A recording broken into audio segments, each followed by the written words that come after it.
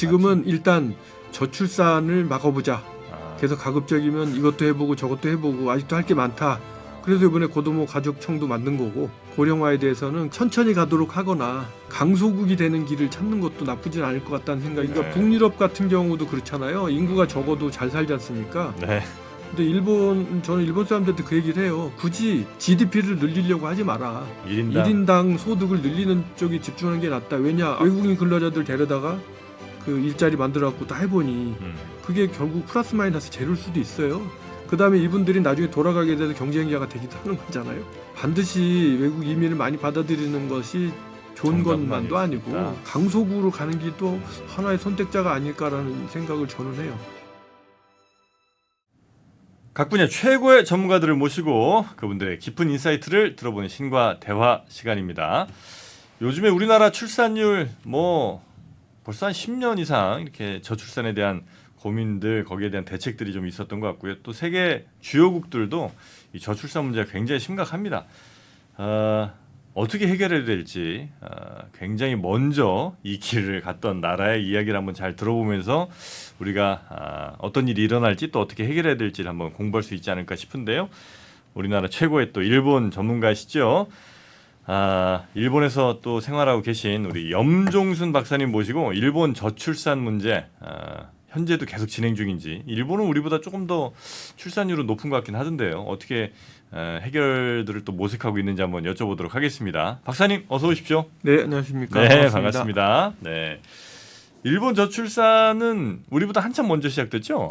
그렇죠. 일본은 우리보다 벌써 한 30년 이상 그 전부터 심각하게. 그렇게 일찍 시작했어요? 그렇죠. 그럼 이제 우리가 지금 겪고 있는 문제들을 대체로는 먼저 아마 겪었다고 그렇죠. 봐야 되는 거고요. 네, 먼저 겪어본 거죠. 일본은 그 인구 피크가 2번 정도 있었는데 1947년 정도에 아마 인구가 제일 많았어요. 47년이요? 네, 1947년에가 인구가 그런저리 인구가 제일 많았는데 그때가 200한 50만 명 정도. 또 1971년에 두 번째 피크가 이렇게 오는데 고 이제 에코붐 세대라고 그러나요? 네, 제2차 베이비붐. 그렇죠. 예. 2차 베이비붐 시대에 209만 명이 태어났어요, 1년에. 네. 그러다가 2020년에 84만 명으로 줄었죠. 2020년? 네. 3년 전에. 네네네. 그러니까 71년 2차 베이비붐에 비교해 보면 절반 이하로 떨어진 거죠. 출생이. 우리도 사실 한참 많이 태어날 때 100만 명 이렇게 넘게 태어나다가 그쵸. 지금 40만 이렇게 이제 떨어졌으니까 맞아요. 비슷하게 가는 거죠. 예. 고령화가 또 일본의 고령화가 지금 고령이라고 하는 게 일본에서는 전기 고령자, 후기 고령자 이렇게 나눠요. 그거 나이로 나누면 기분 나쁘다고 해서 전기 고령자, 후기 고령자 이렇게 나누는데. 그럼 아예 나이가 더 많은 사람을 후기 고령자라고 그래요? 그렇죠. 80대 이상 이렇게 되나요? 네, 그러니까 좀 일본 사람들이 개인적으로는 제가 농담을 그렇게 하는데 그 단어를 선정하는데 이렇게 잘 못하는 것 같아요. 그 후기 고령자라는 얘기를 듣는 사람 기분 나쁘잖아요. 예를 들어서 그 경로 우대 이런 말 쓰면 좋잖아요. 근데 일본에는 경로 우대라는 말이 없어요. 그냥 노인 우대 이런 식으로 하니까. 어쨌든 그래서 전기 고령자가 65세 이상이고 후기 고령자가 75세 이상인 분을 얘기해요. 근데 65세 이상인 분이 2012년에 약 3천만 명? 그러니까 전체 국민의 한 24%. 아이고야. 네, 4분의 1이네, 4분의 1. 네, 근데 지금 일본 정부의 시뮬레이션 결과를 보면 2025년에는 3,700만 명. 약 30%가 될 거라고 해요, 인구에. 그리고 2055년까지 시뮬레이션을 해놨던데 3,600만 명. 이게 이제 전 인구의 39%니까 약 40%가 되는 거잖아요. 그런데 65세 이상은 그렇지만 75세 이상도 이렇게 만만치 않은데 75세 이상이 2012년에 1,500만 명. 여기 이제 전체 12%. 그다음에 2025년에 2,200만 명이면 전체 인구의 18%. 그래서 2055년에는 2,400만 명인데 이분 26%란 말이에요. 그러면 아까 말씀드린 그 전체적으로 따져봤을 때 그 고령화가 엄청나게 많이 진행이 되는 거잖아요. 그러네요. 근데 또 의료 대한민국도 그렇고 일본도 그렇고 의료 기술이 좋기도 하고 네네네. 해서 오래 사시잖아요. 그러니 더 고령화는 가속화가 되고. 그렇죠. 보니까 근데 39%가 3,600만 정도라고 하는 거 보니까 3,600만. 네. 그때는 인구가 1억 밑으로 떨어진다는 얘기네요. 2055년에는. 네, 그렇죠. 예. 그 1억 밑으로 떨어진다라고 시뮬레이션 하고 있어요. 지금이 대략 한 1억 2천, 3천? 예, 1억 2021년 현재가 예. 뭐 1억 2,500만 명 정도? 인구가 그렇게 이제 줄어들게 되고 아이를 안 낳게 되고 그럼 이제 일본이 이런 그 고령화 그다음에 뭐 저출산 요것들이 계속 지금 유지 혹은 뭐 더 가속화가 되면 대략 어떤 문제들이 있을 거라고 일본은 지금 걱정하고 있습니까? 일본에서는 지금 저런 얘기를 하더라고요. 이게 예전에는 헝가레 모델이라고 그래서 헝가레? 헝가레. 헝가레. 그저 뭐 야구나 이런 거 우승하면 헝가리 치잖아요. 예, 감독들. 감독 한 사람을 한 뭐 20명 정도가 헝가리를 치잖아요. 그러니까 노인 한 사람을 20명 정도가 했었는데 네. 그 다음 모델은 뭐냐면 우리가 저 초등학교 때 이게 뭐라 그러니까 이게 기마싸움이라나 두 사람 세 사람 위에 이제 한 사람 태워가지고 싸우는 거 했었잖아요. 그 오재미 뺏는 거. 네. 그걸로 갔다가 2025년도가 되면 1대1이 된답니다. 젊은이 하나가 노인 한 사람을 부양해야 되는 부담이 심각해지는 거죠. 젊은 사람들 부담 심각해지고 그다음에 뭐 아시겠지만 인구가 준다는 거는 국력의 쇠퇴를 얘기하는 것이기도 하고 여러 가지 사회적으로 그 인구 감소에 대비를 하지 않으면 생활이 여러 가지로 어려워지겠죠. 당연히 우리도 지금 보면 뭐 학교 같은 데들 막 신입생이 없거나 뭐 있어봐야 몇 명 안 돼 갖고 아예 뭐 반을 없애는 경우들도 있고 학교 자체가 아예 막 이렇게 합치거나 이런 경우들도 있더라고요. 그렇죠. 일본도 당연히 있겠죠. 그렇죠. 일본도 그래서 일본도 이제 먼저 시작했잖아요, 그거를. 그래서 2017년부터 통계가 나온 게 있는데 17년부터 2021년까지 매년 100개 정도의 학교가 그 합병하거나 폐교하거나 한 거예요. 그래서 5년간 714건 정도가 합병이나 폐교가 이루어졌는데 지금은 뭐 학교를 아예 합병 정도가 아니라 이제 초등학교하고 중학교를 합병하는. 수평 통합이 아니고 수직 통합을 해버리는군요. 수평 통합은 이제 됐고 이제 수직 통합을 하는데 수직 통합은 두 가지 이유가 있는데 하나는 그 아동이 적은 것도 있지만 그게 아니라 미국처럼 초등학교하고 중학교를 합쳐서 1학년부터 9학년까지 해서 1학년부터 9학년까지 해서 그 커리큘럼도 같이 공유하기도 하지만 선생님들도 공유할 수 있고 교사도 공유할 수 있고 그래서 교육적인 측면으로도 그게 좋다. 그래서 일본은 지금 그런 쪽을 많이 하고 있어요. 적극적으로. 대학교 같은 경우는 어떻습니까? 우리는 지금 지방에 있는 학교들 굉장히 어려워서 유학생 없으면 지금 운영이 안 된다고 할 정도거든요. 그렇죠. 일본도 지금 동경에 있는 명문 대학들은 그나마 학생들이 유지가 되는데 지방에 있는 대학들은 그 유학생 아니면 일본도 그래요. 해결이 안 되는 케이스도 많고 이제 또 대학원 같은 경우에 도 수도권 심지어 수도권 주변에 있는 대학인데도 대학원에서 외국인 학생들 비율이 90%가 넘는 데도 많아요. 그래요? 그러니까 명문은 안 그렇지만.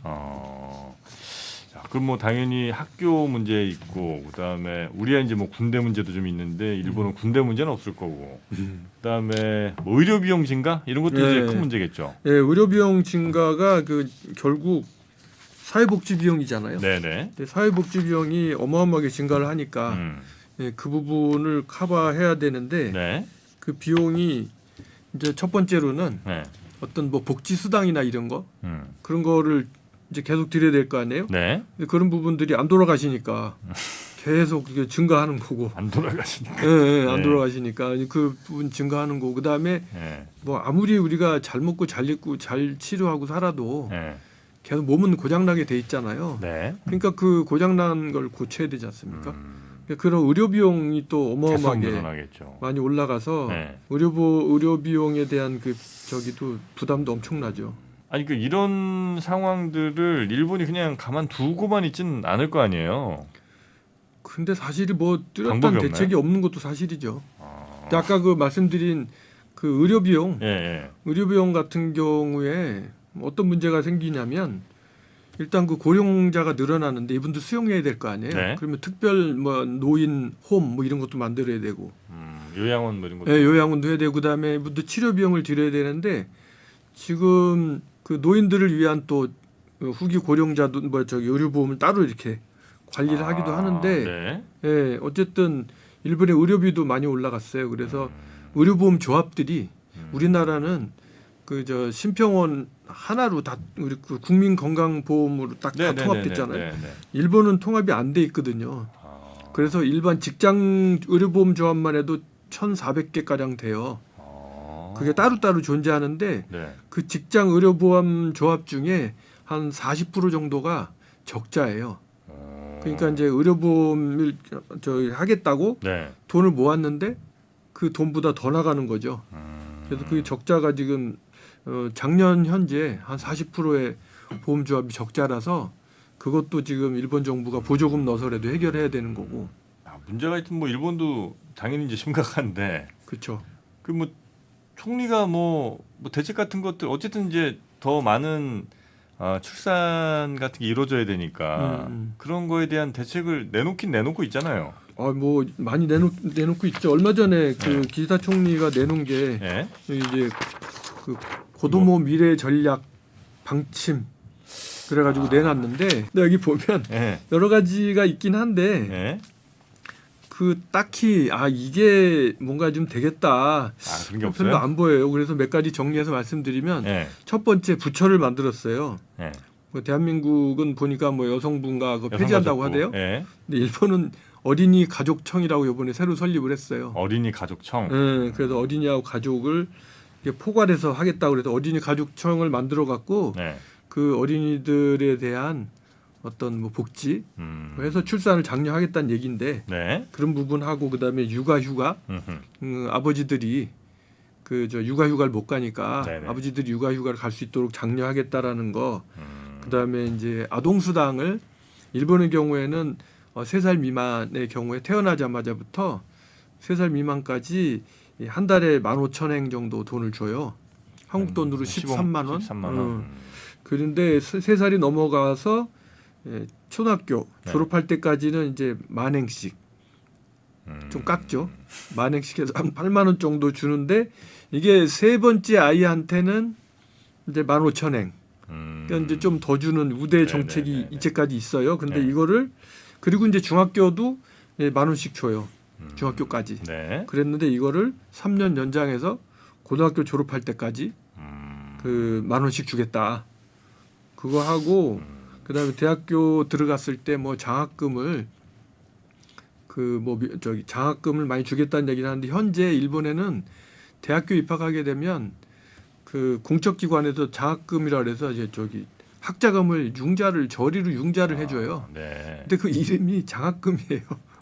그래서 저는 처음에 장학금을 준다 그래서 난 공짜로 주는 줄 알았는데 그게 갚아야 되는 아니고 돈이에요? 그 돈은 이름만 장학금이고 장학금이 아니에요. 빌려주는 돈이에요. 그래서 뭐 어쨌든 배우는 걸 장려한다는 뜻의 장학금인데 그래서 이제 그 이름을 일본 내에서 지금 바꾸자. 네. 그건 장학금이 아니다. 그리고 그 돈 때문에 이 아이들이 그 취직을 하면 네. 월급도 몇 푼 안 되는데 그거를 상환해야 되는 의무가 발생해가지고 상당히 어려워요. 그래서 그 부분을 좀 탕감해주자. 그거 하고 또 하나가 이제 불임. 네네. 일본이 이제 불임이 상당히 제가 보기에는 심각하거든요. 불임이요? 예. 근데 불임이 여러 가지 요소가 있는 것 같은데 저는 의료 전문가는 아니지만 그 제가 현장에서 보고 들은 것만 얘기를 하면 네. 선진국병 같은 느낌이 들어요. 이게 선진국이 되면 환경 호르몬의 영향이나 뭐 여러 가지 것들이 노출이 되나 봐요. 그래서 우리나라도 지금 불임이 늘어나잖아요. 우리나라도 그렇죠. 이제 워낙 또 고령 결혼도 많고 물론 고령 출산 그것도 많고 있고 하니까. 그래서 여러 가지 요소들이 있는데 그런 불임에 관련된 것들이 많아요. 그래서 얼마 전에 통계를 보니까 일본의 부부들 중에 네. 임신이 잘 안 돼서 우리가 불임 아니야라고 가서 병원에 가서 진단을 받아본 사람이 한 40% 그래요? 정도 되고 실제적으로 불임이라고 판정받아서 치료를 하고 있는 사람들이 한 23% 된다고 해요. 야. 근데 우리나라는 보니까 2021년 그 서울대학교 박사 학위 논문 보니까 우리나라는 21년에 13.2%라고 하거든요. 그러니까 우리보다 일본이 좀 더 높은 거죠. 근데 실제 제가 일본에 생활하면서 제 주변 이렇게 둘러보면 많아요. 예, 제 또래들이나 뭐 저희 거래처나 이렇게 보면 아이를 의도적으로 안 갖는다기보단 아이가 잘 안 생긴다. 안 생긴다는 사람들이 상당히 많아서 그 불임에 대한 치료 비용 같은 것이 또 비싸잖아요. 한국도 그것 때문에 애로사항이 많다고 신문 기사에 있던데 네. 그 인공수정 같은 거 할 네, 네, 때 네. 그거를 이제 한 번 할 때마다 정부에서 15만 엔 정도, 130만 원 정도를 정부에서 돈을 줘요. 주는데 1년 차는 3번까지, 그다음에 2년 차는 2번까지, 네. 그리고 이제 그 뒤에도 할 텐데 토탈해서 인생에 생애 통산 10번까지. 아이고. 그러니까 한국 돈으로 따지면 생애 1,300 정도 주는 거 아니에요? 네. 그 정도 이제 불임 치료하는데 돈을 주는 게 있고, 그다음에 이제 이제 여자가 네네네네. 출산을 하게 되면 출산 비용을 현재 42만 엔 정도라고 하는데 출산 장려금이 그거를 50만 엔까지 올린다 뭐 그런 얘기들. 그다음에 대체로 우리랑 비슷하네요. 대충 네. 사는 게 비슷하죠 뭐. 그다음에 이제 아까 말씀드린 네. 그 만혼 나이가 많이 들어서 네. 출산하게 되면 불임이 많이 된다고 하잖아요. 근데 보니까 일본이 2021년하고 2023년을 대비한 거 보니까 만혼이라는 게 만혼 출산이 35세에서 39세. 그래서 출산하는 걸 일본에서는 만혼 출산이라고 하던데 네. 그러니까 20년 사이에 2배가 늘었더라고요. 그러니까 많은 분들이 결혼이 늦어져서 35에서 39 정도에 결혼한다. 일본이 우리보다 좀 일찍 결혼하지 않아요? 대체적으로 뭐 20대 결혼도 꽤 많아요. 그거는 네. 그건 이제 그렇진 않고요. 그렇진 않아요. 근데 결혼하는 거하고 같이 사는 거하고 좀 다르잖아요. 동거하는 거는 좀 네, 동거는 많이 하는데 일본 그 생애 독신자라고 했죠. 결혼을 안 하는 사람들 있잖아요. 네네. 그 결혼 안 하는 사람들이 결혼관이 달라진 건데 결혼을 희망 안 하는 사람이 많아요. 일본에 많아졌어요. 이른바 비혼주의자들. 네, 그렇죠. 그래서 일단 그 결혼 건수를 보면 일본이 1970년 정도에는 110만 건 정도의 결혼이 있었는데 1년에 1년에. 근데 2021년도가 되면 이게 50만 건으로 줄어요. 딱 절반으로 줄은 거고. 그다음에 이제 독신자 비율 그 보면 나는 생애 독신을 하겠다라고 여론조사 해보니까 나는 평생 독신하겠다고 한 게 결혼 정년기에 남자한테 물어봤을 때 네. 남자는 28% 나는 평생 결혼 안 할 네네네네. 거다. 여자는 18% 나는 평생 결혼 안 하겠다라고 실제 2020년도에 여론조사에 나와 있고 남자가 더 높네요. 남자가 더 높아요. 50세 이상의 네.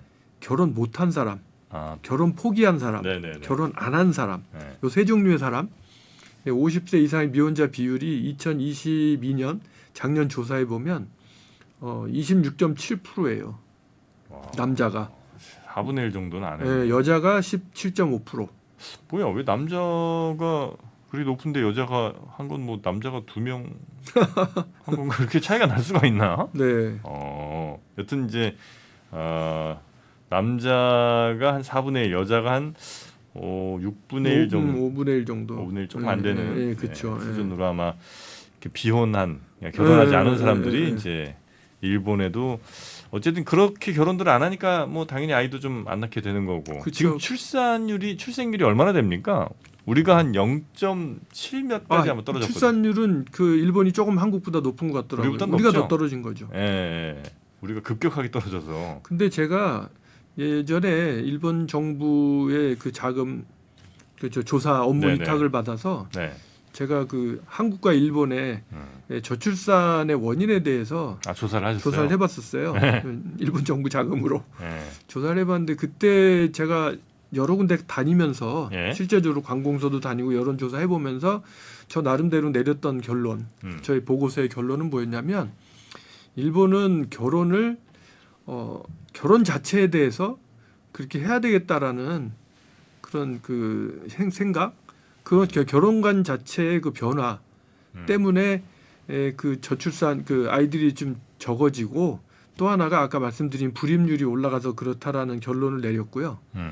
그때 당시에 10년 전입니다만 한국은 조사해 보니까 결혼관도 뭐 없진 않는데 그거보다도 제일 큰 게 그 남자들이 우리나라의 문화였던 것 같아요. 남자들이 결혼을 하려면 최소한 뭐 전셋집이라도 하나 마련해 놓고 그 프로포즈를 하는 게 정서적으로 맞잖아요. 네. 네, 그런데 아시다시피 대한민국에서 그 전세 하나 얻으려면 우리가 취업하기도 힘든데 취업해서 전세 자금을 마련하기까지의 시간이 너무 많이 걸리고 네. 그런 게 있고요. 그다음에 결혼을 하게 되면 나름 아이들을 낳는 걸로 그런 걸로 조사를 한 적이 있었는데 그 시간이 지나서 지금 되돌아봤을 때 자 일본하고 한국의 차이를 비교해봤을 때 네. 뭐가 과연 한국의 출산율을 더 떨어뜨렸을까? 네. 라고 생각했을 때 제가 보기엔 다른 요소는 부동산밖에 없는 것 같습니다. 그래요? 예. 그거 이외에 뭐 결혼관이 달라진 것도 비슷하게 차이는 있겠지만 달라졌을 것이고. 결혼을 일본 사람들이 안 한다고 생각으로 바꾼 게 네. 왜 안 하냐를 좀 알아야 되잖아요. 그 일단은 네. 혼자 살기 편하지 혼자 않습니까? 살기 편한 세상이. 예. 너무 편한 세상이고 우리나라보다는 훨씬 더 살기 편한 세상이 먼저 왔죠. 예를 들면 1인 가구, 1인 가구가 살기 편한 원룸. 원룸이 제가 2000년도 초반에 일본하고 한국하고 다른 점을 비교해 봤었는데 네. 그때 일본은 원룸이 엄청 많았어요. 그래가지고 이 다음에 이거 한국에도 원룸 붐이 생기겠다라는 생각을 해본 적이 있었거든요. 그때 제가 그걸 했어야 되는데. 근데 그때 보니까 저도 원룸에 살았는데 너무 편해요. 딱 들어가면 완전히 생활 세트가 다 돼 있는 거예요. 다 뭐 가구 그다음에 가전제품까지. 우리로 따지면 풀옵션. 네, 풀옵션도 빌트인 다 돼 있고. 그게 이제 레오파레스라는 유명한 일본의 원룸 메이커인데. 그렇게 세팅해주는 네, 회사가 있어요. 그래서 그 회사는 그거를 전국적으로 지어놓고 네. 이제 글로 사람들이 이사 다니는. 근데 일본의 경우에는 그 부동산을 계약할 때 한국하고 달라서 네. 이제 뭐 3개월치를 먼저 내거나 5개월치를 먼저 내야 되거든. 네. 근데 그 월세 5개월치 중에 명분이 뭐냐면 레이킹이라 그래서 예의상으로 내는 돈. 그거는 이제 집주인한테 집 빌려줘서 고맙습니다라고 한 달. 그다음에 보증금이 이제 뭐 한 달이나 두 달. 그다음에 이번 달치 선불. 그렇게 해서 보통 3개월치를 내는데 보증금은 대부분이 안 돌아와요. 나중에 집을 나갈 때 일본은 입주하기 전에 집주인이 완전히 새로 세팅을 해주거든요. 도배도 해고 다. 그 상태에 들어갔으니까 나갈 때 똑같이 원상 회복을 해주는 비용을 제가 내야 되는 거예요. 그래서 이 못도 함부로 박으면 안 되는 거예요. 그러니까 못을 박으면 못 하나 박았다 그래서 거기서 뭐 얼마 빼고 해갖고 네. 그 돈을 어떻게 됐든 저 맡긴 돈이 있잖아요. 거의 못 받는다. 그걸 못 받. 그래서 뭐 소송도 하기도 하고 요즘에 조금은 낫다고 하는데 뭐 그런 것들이 있다 보니 아까 말씀드린 원룸 비즈니스를 전문하는 회사는 우린 그런 거 없다. 대신에 우리의 원룸에서 다른 쪽에 당신이 가고 싶은 곳에 우리 원룸이 있으니 소개해주고 그쪽으로 가시면 된다. 뭐 이렇게 해서 근데 원룸 비즈니스 상당히 지금도 많이 잘 되고 있는데 그 원룸이 있으면 일단 편하잖아요. 그렇죠. 그다음에 편의점이나 가면 지금 이제 대한민국도 와 보니까 그 삼각김밥이라든지 그죠? 한 끼 한 끼 해결하기 위한. 잘 돼 있죠. 일본은 지금도 호또모토라고 가장 유명한 브랜드가 있는데 전국적으로 도시락 파는 가게들이 동네방네에 다 있어요. 동네마다 다 있어갖고 혼자 사는 사람이 저녁에 퇴근할 때 거기를 들려서 거기서 밥을 사가지고 집에 들어가서 저녁을 해결하거나 아니면 아침밥까지 같이 사갖고 가서 같이 먹거나 그런 가게들이 뭐 있고 모든 것들이 혼자 살기에 편한. 그래서 이제 일본이 결혼하는 이유가 뭐 결혼하는 비율이나 출산율 같은 것도 우리랑 비슷하게 하여튼 낮긴 낮지만 우리랑 약간 다른 이유들이 일본에 좀 더 있는 것 같다. 우리는 그리고 결혼할 때 돈 되게 많이 들잖아요. 결혼식에도 많이 들고 뭐 아까 말씀하신 집 같은 거 뭐 무슨 저 가구 사야 되지 뭐 저 가전제품 세트로 또 막 맞추고 이런 경우들도 많은데 일본은 어떻습니까? 일본은 그러니까 일단 우리나라 같은 거하고 좀 많이 달라서 네. 그 대충 보니까 남녀 동등 같은 게 많아요. 아 집을 구한다거나 뭘 살 때. 네. 그 서로 반반씩 내거나. 네네네. 그 다음에 요즘에 한국 젊은이들 그렇게 한다고 하더라고요. 그 다음에 결혼을 해도 그 서로 간에 각자 급여는 각자 관리해요. 그래요? 네, 그러니까 각자 공동 관리하고. 생활비 같은 거 네, 같이 내고. 공동 생활비 내고. 그래서 이제 거기서 사소하게 다툼도 생기는데 왜 나는 많이 내는데 너 조금 내냐 뭐 이런 것도 있고. 그래서 그런 그 비용 같은 것들 네네. 따로따로 내고 그러니까 남자가 일방적으로 뭐 이렇게 하고 그렇지는 않아요. 결혼식 할 때는 어디 뭐 호텔에서 해요? 어디서 해요? 좀 돈 있는 네, 사람도 호텔에서 할 테고. 일본의 결혼 문화가 우리나라하고 참 재밌게 다른데 일본의 경우에는 대부분이 적은 숫자만 불러서 아주 적은 숫자만 불러서 친한 고급 친구들, 호텔에서 해요. 가족들 뭐 이런 분들. 근데 저는 그걸 모르니까 제가 처음에 가족들하고 일본에서 생활하기 시작했을 때 아이 선생님이 결혼식을 한다고 하는 거예요. 그 얘기를 들으니까 당연히 이제 가봐야 되겠다라는 생각을 했어요. 그랬더니 가겠다고 그랬더니 선생님 진짜 오실 거냐고 3번 물어보더라고. 그래서 3번 가겠다고. 이게 나는 이제 거기서 겸손하시느라고 사양하시는가 보다 했는데 그게 그래서 저는 그게 간다 그랬어요. 그랬더니 그럼 몇 분 오실 겁니까라고 물어봐서 저희 가족 4명인데 4명이 다 가겠다라고 얘기를 했어요. 그랬더니 뭐 많이 가도 축하해 주는 게 좋잖아요. 그랬더니 막 당황한 눈치로 4명씩이나 오시냐고 그래서 아유 축하해 드려야죠. 그리고 이제 우기고.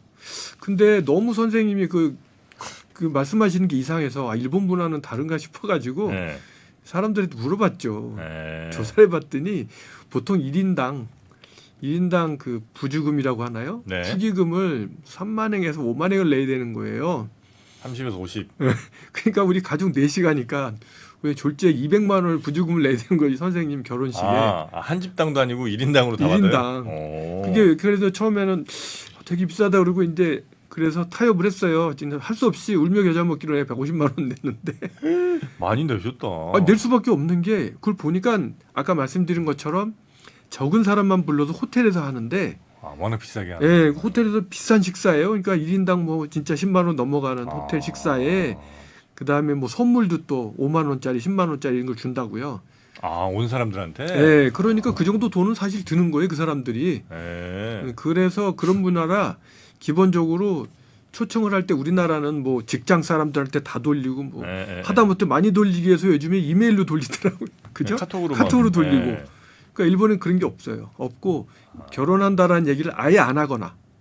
그래요? 직장에서도 그렇잖아요. 내가 결혼한다 그러면 그 사람들 마음에 부담을 주는 거고 부르면 일단 30-40만 원 내놔라는 얘기가 되는 거니까 그래서 잘 안 불러요. 그러니까 결혼식에 초대받았다 그러면 진짜 친한 사람이라는 생각을 알 수 있는데 뭐 그런 결혼 비용 같은 것도 그렇고 초대 안 받았다고 섭섭하거나 이러지도 않겠네요. 당연하죠. 초대받으면 오히려 부담되고. 초대받으면 오히려 실례일 수도 있어요. 그래요? 왜냐하면 아까 말씀드린 것처럼 거절해야 되잖아요. 상대방이. 근데 거절하는 게 좀 쉽지 않죠. 그리고 또 재밌는 거는 일본 사람들은 결혼식을 전부 교회에서 하는 걸 선호해요. 교회? 교회에서. 교회요? 교회. 교회? 거기가 교회가 많아요? 교회 같은 게 되게 많죠. 저는 이제 크리스찬인데 일본에 처음에 가서 교회를 가려고 이제 찾는데 진짜 일본에 교회가 없는 거예요. 그래서 한참을 찾았어요. 근데 너무 예쁜 교회가 있어서 일요일 날 갔죠. 갔더니 그날은 뭐 안 하더라고요. 일요일인데? 일요일인데 그래서 이제 물어봤어요. 여기 교회 아닙니까? 그랬더니 거기 결혼식장이라고. 예식장이에요? 그래서 그 다음부터 여러분들 일본에 가시면 일류 호텔 있잖아요. 일류 호텔에 가시면 다 교회가 하나씩 있어요. 호텔 안에? 특급 호텔. 우리나라 얘기하면 뭐 신라 호텔인데 가시면 그 안에 교회가 하나씩 다 있는데 그 가운데 십자가가 있고 그 교회가 돼 있어요. 근데 그게 다 교회가 아니고 전부 결혼식장이에요. 교회 스타일의 예식장이군요. 그렇죠. 그러니까 근데 또 그 주례를 전문으로 하는 또 그 목사가 있어요. 근데 그분들은 제가 진짜 목사인지 가짜 목사인지 모르는데 네. 결혼식 가 보면 그분들이 와서 저 교회에서 하는 듯 설교 같은 건 없고 교회에서 하는 예식 같은 걸 하고 옷 좀 입어주고. 예, 그다음에 또 저기 크리스찬도 아니지만 또 노래 부르는 사람들이 있어요. 그 사람들이 또 와서 그 복음 선거라 그러나 찬송가 같은 거 불러주고. 네, 그런 거 막 불러주고 왜 그런가? 그게 희한하네. 괜찮아 보이잖아요. 뭐가 괜찮아? 네? 아 일본 사람들은 네. 그 자기가 좋아 보이는 건 다 취해요. 그런데 그래서 결혼식은 대부분이 교회에서 하고 싶어하고 교회식으로 하고 싶어하고 약간 저 일본 사람들의 그 서양 문화에 대한 동경 같은 게 거기에 좀 있는 것 같네요. 아 그런 것도 있는데 네. 일본 사람은 좌우지간 자기가 좋으면 뭐든지 편집해서 가져서 자기 문화로 만드는 습성이 있어요. 그게 왜 좋아 보이는 거예요 도대체? 근데 더 재밌는 건 뭔지 네. 아세요? 장례는 네. 그래서 일본 사람 대부분이 결혼은 교회에서 하고 네. 장례는 절에서 하는 거예요. 아 장례는 또 절 쪽으로 가요? 네, 그렇죠. 그거는 이유가 있는데 네. 일본의 그 납골당을 납골당 있잖아요. 네. 납골당을 운영할 수 있는 권리가 네. 대부분이 절에 있어요. 납골당 운영권이 절에 있어요. 네. 절에만 줘요. 예. 그리고 이제 그 납골당 그런 걸 하려 그러면 또 별도의 허가를 얻어야 되는데 되게 까다롭고 예전부터 절이 그걸 쭉 해온 거예요. 그러니까 여러분들이 이제 일본에 가보시면 네. 그 절이 있고 네. 절 같은 데 보면 짝대기 막 꽂아놓은 것들 보신 적 있을 거예요. 짝대기들. 예, 이게 나무가 네. 이 정도 한 요 정도 되는 폭에 한 2m 정도 되는 짝대기를 웬 항아리 같은 데다 다 꽂아놓은 그 절 같은 게 있어요. 아, 그래요? 그게 뭐냐면 그 한 사람의 그 가문의 납골당인 거고 그 짝대기 하나는 그분들 한 사람 한 사람 위패 같은. 그 항아리 하나가 한 가문이고 네. 거기에 이제 꽂아놓은 사람들이 돌아가신 분들. 네, 그렇죠, 그렇죠. 아하. 그런 식으로 하는데 예를 들어서 내가 크리스찬이지만 예. 내가 나중에 죽으면 내 납골을 해줘야 되는데 납골할 때를 찾다 보면 그게 절이 제일 저렴하고 제일 좋은 거예요. 그러니까 이제 그거를 절에서 장례식을 하게 되면 네. 물론 장례 비용을 절에 주지만 그게 이제 가능해지잖아요. 네네. 근데 그렇지 않고 딴 데서 하게 되면 이제 납골할 장소를 찾아야 되는데 이 납골당도 비싸기도 하고. 일본 대체로 화장이에요. 네, 그렇죠. 기본적으로 화장이죠. 따로 이제 뭐 땅에 무덤하고 이런 건 별로 없고. 네, 그렇죠. 그냥 또 매장은 없어요. 매장은 다 없고. 납골이고. 납골이고 뭐 위패 어디 모시고 뭐 이 정도. 집에다가 모시는 분들도 있는 것 같은데. 그거는 이제 법적으로는 정상적인 장례 절차를 거치면 네. 보통 집에 모시고 와서 집에서 뭐 이렇게 한 달이나 두 달 네. 뭐 이렇게 있는 경우는 있어요. 그리고 나서 이제 납골당 정할 때까지. 신사 같은 데로 가는 거예요. 예. 그래서 그런 분하고 그다음에 일본에서는 또 장례를 할 때 기본적으로 장례식장에 가서 장례를 치르고 그 다음에 이제 그 납골당으로 옮기는 그런 식으로 하긴 하죠. 그러니까 일본은 네. 뭐 여러 얘기를 좀 주셨습니다. 일본은 기본적으로 저출산에 대한 두려움이 확실히 있긴 있어요? 아니면 그냥 뭐 이렇게 또 사람 설설 주는 거지 뭐 이런 느낌이에요. 지금 일본은 절박해요? 사회적으로 네. 그냥 적어지니까 앞으로 문제겠다가 아니라 당장 부딪히는 문제인 거예요. 아까 얘기한 것처럼 대학교 그다음에 근로자 부족. 네네. 그러니까 지금 일본의 취업률이 뭐 1점 얼마 넘어가고 우리는 일본 취업 잘 된다며라는 얘기를 한국에서 하시던데 네. 그 잘 되는 게 그 저출산이 시작된 그 언저리인 거예요 지금. 그래서 그 사회에 나와서 경제 활동을 해야 되는 사람들이 네. 이미 줄어들기 시작한 세대라는 거예요. 그러니까 계속 직장에 자릿수는 정해져 있는데 네. 입사하는 아이들은 줄어드니까 그럼 이제 자리가 없잖아요. 이게 그 자리를 외국인들로 메울 수밖에 없는 거고. 그러니까 그럼 이제 적극적으로 좀 이민 정책 같은 걸 뭘 해야 아니면 일본이 되게 이민에 좀 보수적인 이민 정책은 안 하는데 네. 외국인 근로자를 받아들이는 정책은 파격적으로 늘리고 있어요. 왜냐하면 첫 번째 지금 노인 요양홈이 늘어나고 있다고 하는데 네네네네. 거기 일본 젊은이들도 가서 그 할머니 할아버지들 병수발하고 이런 거 싫어하거든요. 그 직업 자체를.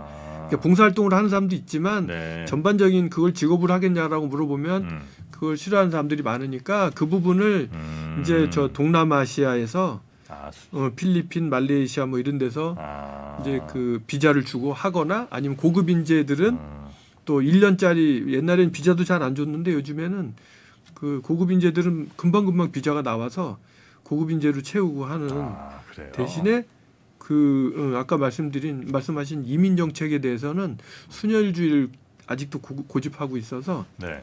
그 부분은 해결이 안 되고 있고 또 하나가 지금 2024년 문제라고 있어요. 2024년 그러니까 내년 문제. 내년 문제가 문제가 있어요? 뭐냐면 네.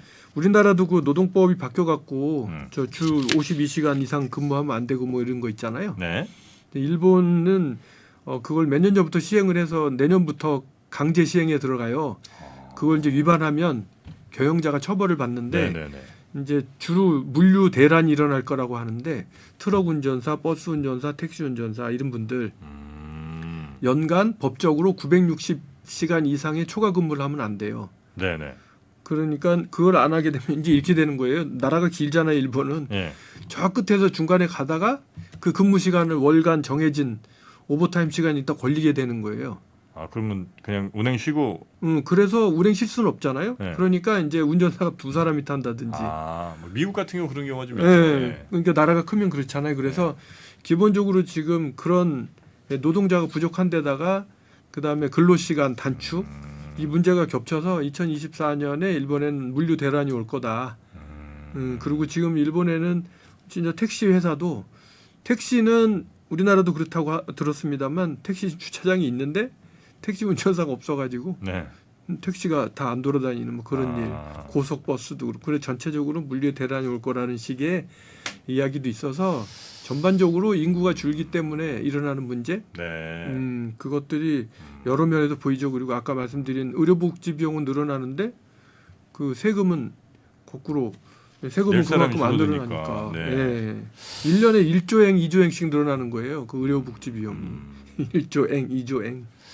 그러면 우리보다 먼저 저출산이나 고령화가 시작됐지만 딱히 마땅한 뭐 해결책이 없네요, 일본도. 딱히 마땅한 해결책이 없죠. 노력은 많이 하는데. 우리도 그러면 네. 뭐 이런저런 대책 내놓고 하는데 아마 안 될 가능성이 매우 높겠네요. 그렇다고 봅니다. 제 개인적으로는. 그럼 뭐 해법이 없네 이거는. 천천히 가도록 하거나, 그죠? 그 다음에 강소국이 되는 길을 찾는 것도 나쁘진 않을 것 같다는 생각이 들어요. 지금보다 적은 인구라도 아주 효율을 좀 높인다거나 네. 경쟁력을 높여서 어쨌든 이제 잘 살아남는. 네, 그러니까 북유럽 같은 경우도 그렇잖아요. 인구가 적어도 잘 살지 않습니까? 네. 근데 저는 일본 사람들한테 그 얘기를 해요. 굳이 그거를 매출을 GDP를 늘리려고 하지 마라. 국가 전체에 어떤 그걸 늘리려고 하지 말고 1인당 소득을 늘리는 쪽에 집중하는 게 낫다. 왜냐 아까 얘기한 것처럼 외국인 근로자들 데려다가 그 일자리 만들어갖고 다 해보니 그게 결국 플러스 마이너스 제로일 수도 있어요. 그다음에 이분들이 나중에 돌아가게 돼서 경쟁자가 되기도 하는 거잖아요. 그렇기도 하고 또 번 돈은 또 해외로 또 많이 송금도 할 테고. 네. 그리고 뭐 프랑스 같은 데도 보면 이제 이민자들하고의 어떤 갈등 같은 것도 있고 네. 그래서 반드시 외국 이민을 많이 받아들이는 것이 좋은 것만도 아니고 그렇다고 나쁜 건 아닌데 네. 그런 것들도 강소구로 가는 길도 하나의 선택자가 아닐까라는 생각을 저는 해요. 방향성을 아직 일본이 확실히 어디로 정하거나 이런 건 아닌 것 같아요. 네, 지금은 일단 저출산을 막아보자. 그래서 가급적이면 이것도 해보고 저것도 해보고 아직도 할 게 많다. 그래서 이번에 고도모 가족청도 만든 거고. 네. 그다음에 이제 고령화에 대해서는 그분들이 가급적이면 그 병 안 걸리고 오래오래 살 수 있도록 해보자. 그런 것들인데 쉽지 않겠죠. 쉽지 않죠. 네, 물리적으로 나이가 드는데 어떻게 병이 안 걸리겠어요. 근데 저는 대한민국의 고령화는 일본의 고령화와 또 다른 문제가 있다고 그래요? 생각하거든요. 어떤 거죠? 일본은 그나마 연금 제도가 빨리 정착이 됐고 원래 빨리 시작했잖아요, 우리나라보다. 그래서 연금이 그나마 평상 자기가 정상적인 직장 생활을 했을 때 60% 70% 정도의 돈은 받을 수 있는 세대 현재는. 그 다음에 두 번째로는 그 부모들이 자식 교육에 돈을 올인하는 문화가 없어요.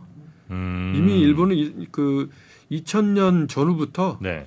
그때까지만 해도 일본에는 몬스터 페어런트라고 그래서 네. 지금 현재 대한민국 부모들처럼 아이들 교육에 소득을 올인하는 분위기가 있었는데 있었어요. 2000년 이후로는 그 분위기가 거의 없어졌어요. 오히려 뭐 우스갯소리로 시청에서 아이의 급식비를 학교로 주는 게 아니라 일본의 경우엔 부모 구자로 줘요. 근데 그 부모들이 그거 빼먹어. 30% 정도의 부모들이 이걸 학교에 돈을 안 내서 그게 문제가 되고, 그래서 어쨌든 그 자식과 부모 간에 네.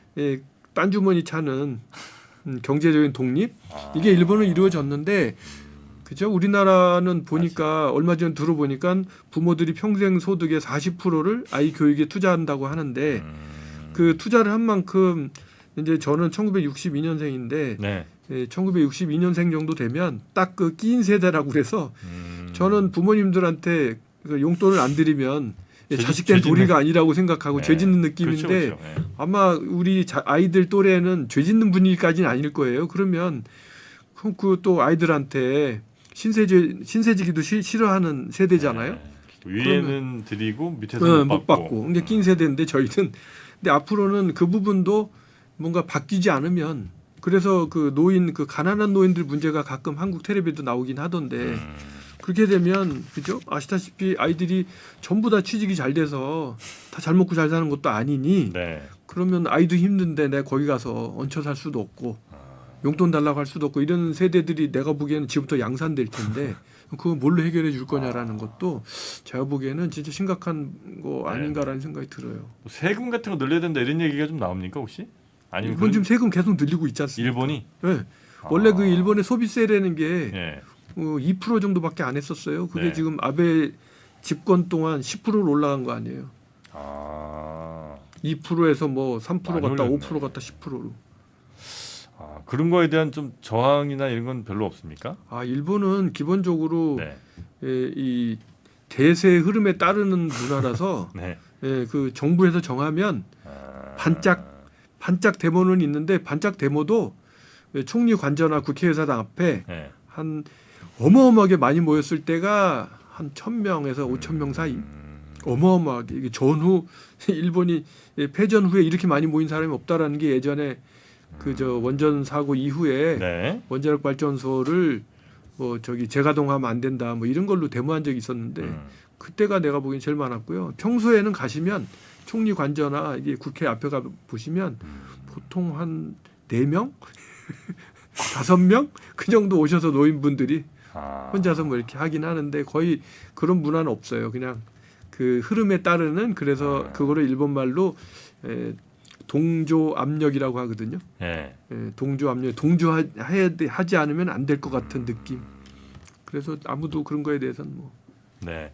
근데 우리도 지금 뭐 저출산 관련된 예산도 엄청나게 배정을 막 하고, 물론 이제 그 예산들 중에 상당수는 또 뭐 직접적인 게 아니다 이런 얘기도 있긴 합니다만, 어쨌든 이제 저출산 이걸 좀 극복해 보려고 굉장히 많은 자원들을 투입하는 건 사실이잖아요. 네. 근데 그게 일본도 좀 해보니 썩 답이 없거나 아니면 그렇게 뭐 출산율 반등시키는데 도움이 안 된다는 게 결론이 좀 났다고 하면, 그렇죠. 이제껏 쭉 했는데 안 됐으니까. 그러니까 우리도 괜히 또 거기에 뭐 자원을 너무 좀 낭비하는 것보다는 차라리 조금 적은 인구로도 잘 살 수 있는 쪽에 더 투자를 많이 하고 그쪽에 자원을 좀 집중하는 게 오히려 더 현명한 방법일 수도 있겠군요. 그럴 거라고 생각이 들어요. 결국 네. 그 저출산, 그래도 우리나라나 일본이나 그 저출산을 막아보겠다고 쓴 돈을 모아보면 어마어마하잖아요. 그럴 거예요 아마. 근데 아무런 효과도 없고, 그다음에 젊은이들한테 얼마 전에 방송에서 젊은이들한테 인터뷰하는 거 들어보니까 네. 그거 준다고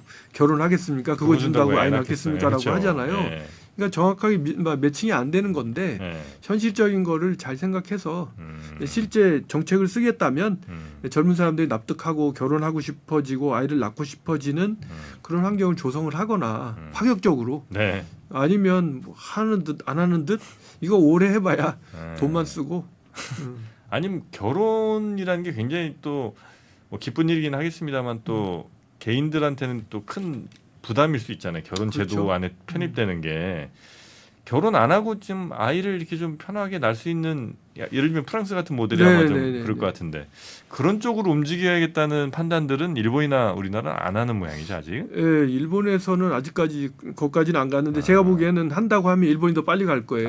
왜냐하면 일본이 이미 동성혼을 사회적으로 용인하기 시작했고, 그래서 실제적으로 지자체 단위에서는 네.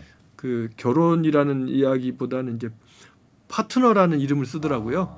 그래서 부부라고 안 하고 네. 파트너라는 이름에 동성혼을 인정을 하고 그 사람한테 배우자로서의 어떤 혜택, 자격 뭐 이런 거. 예, 그런 거 이제 법적인 자격을 부여하거나 예, 그런 건 일본이 하고 있는데 그런 걸 보면 어쨌든 일본이 먼저 그런 고민을 했을 거고 네. 그쪽 길로 나가니까 만일 한다고 하면 프랑스처럼 한다고 하면 일본이 먼저 할 텐데 제 생각에는 아마 우리나라는 그 유교 문화 플러스 그죠? 지금 동성 그 관련해서도 어마어마한 반대도 많고 네, 그렇잖아요. 네. 정서가 반감이 많잖아요.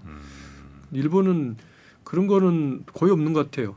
아, 방송에 커밍아웃하고 나오시는 분들이 엄청 많으니까. 음. 그래서 우리나라하고 다른데 우리가 더 저항이 심하지 않을까라는 생각이 드네요. 그럼 일단 만약에 그렇게 가더라도 아마 일본이 조금 더 먼저 할 가능성이 좀 높은. 야, 어쨌든 뭐 저출산 혹시 해결책이 좀 있을까 우리 박사님한테 한번 좀 들어볼까 했더니 일단 뭐 일본도 지금 답이 없는 상황이고 답이 없는 게 답이다. 답이 없는 게 답이다. 답이 없는데 답을 찾지 말자. 네, 아예 거기 답 없는데 자꾸 그 파봐야 돈 만들고 다른 다음만 답을 낭비하니 또 다른 답을 찾는 것도 예. 방법일 수 있겠다. 그렇게 좀 생각하면 되겠군요.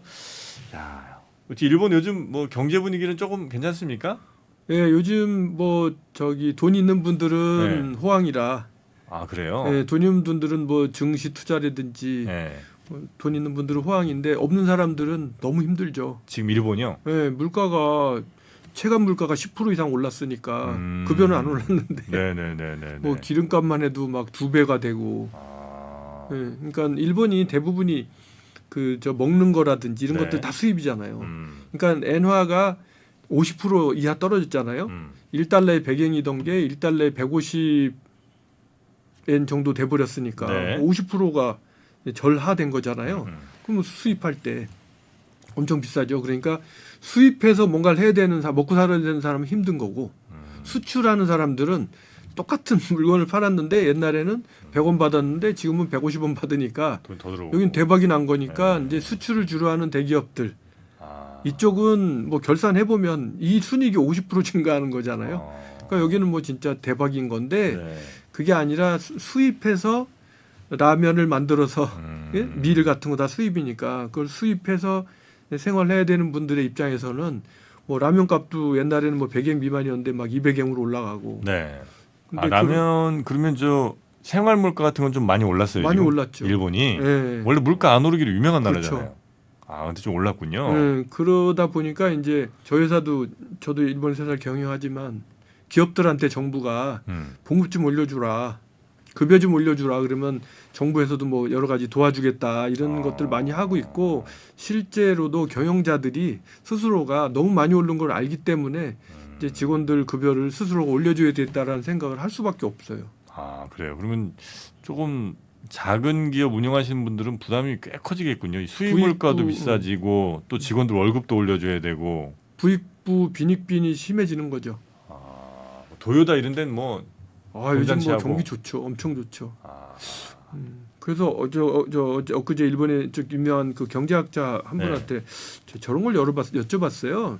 이게 1달러에 100엔 하던 게 1달러에 150엔까지 되면 미국에서 환율 조작국 이런 걸로 할 법도 하잖아요.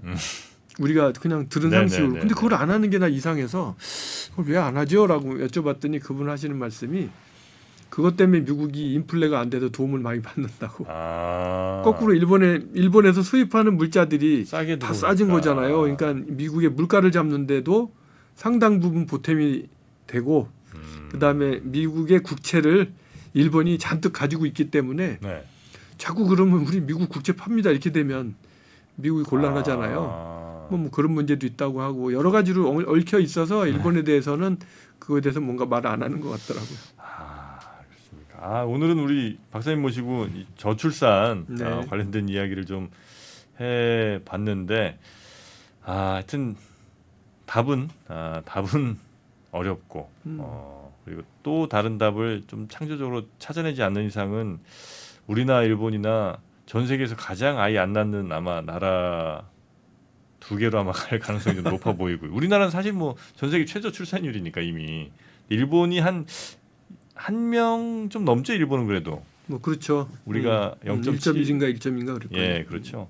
일본의 출산율, 저출산 그리고 일본의 고령화에 따른 여러 가지 문제들 좀 짚어봤는데 혹시 언제 또 오십니까 한국에? 뭐 종종 다음 오시죠? 달이나 다음 예. 달이나 또 오겠죠. 예, 또 이렇게 오실 때 한 번씩 또 일본에 대한 이야기 여쭤보면서 우리의 여러 뭐 경제 해법들 이런 것도 한번 같이 모색을 해보도록 하겠습니다. 네네. 자, 오늘 함께해 주신 우리 염종순 박사님 고생 많으셨고요. 네. 다음 시간에 또 뵙겠습니다. 고맙습니다. 네, 감사합니다.